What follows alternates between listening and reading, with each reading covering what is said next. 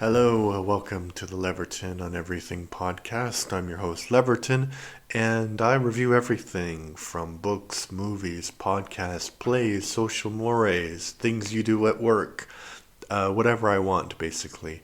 That's the first rule. Second rule is that every review that I do is under 10 minutes from the moment I start talking about the thing, which is now. Today I'm going to review a dream, not dreaming generally, but a dream that I had.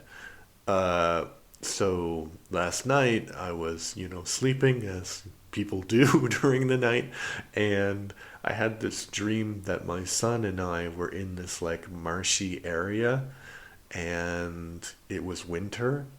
So the marshy area was partially covered over with ice, and the dead reeds were sticking up through the ice. I think you can imagine, and like there was wind blowing everywhere. And so parts of the marshy area were covered in ice, and some were like open water.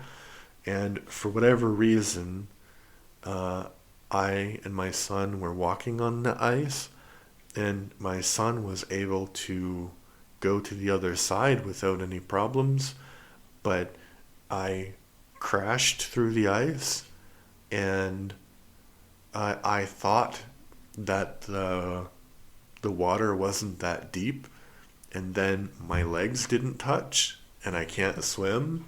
So then I was like, well, I need to remain calm. I'll just walk on the bottom of the marsh area thing. And that's when I woke up. So I heard years ago that you can't die in your dreams, but maybe I died in my dream and that's why I woke up. Or maybe I heard that if you die in your dreams, you'll die in real life, which doesn't make a lot of sense. So I'm not sure it was a nightmare per se, but so I have these things where right now I think I'm in a better place of my life, but generally I do have a lot of anxiety, especially about social situations. Um, so I don't have nightmares per se, but I have these like anxiety dreams, I would say. And I think that's one of them because I'm always in these situations that I would feel uncomfortable in real life. So as I said, I can't swim. So if I was next to this marsh and my son wanted to walk on the ice, I'd be like, no, no, not a good idea. Um,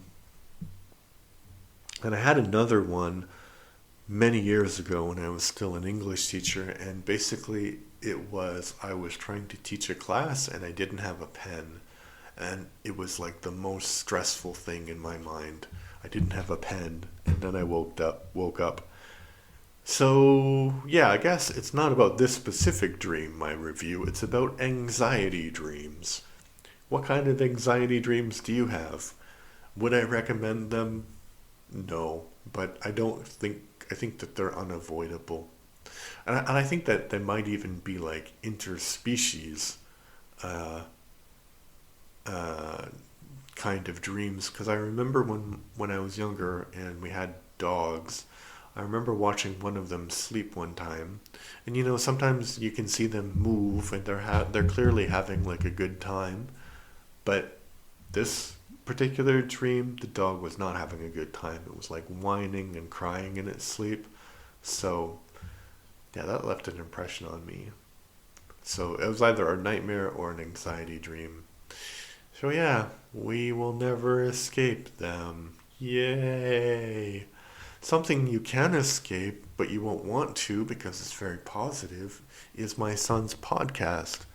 Speaking of my son, he like he maybe because I'm talking about him so much in these episodes, that's why I dreamt about him. I don't know. So he has a podcast called the Everything and More Etc. podcast on Spotify, Apple Music, and Amazon Music. Thank you. Bye.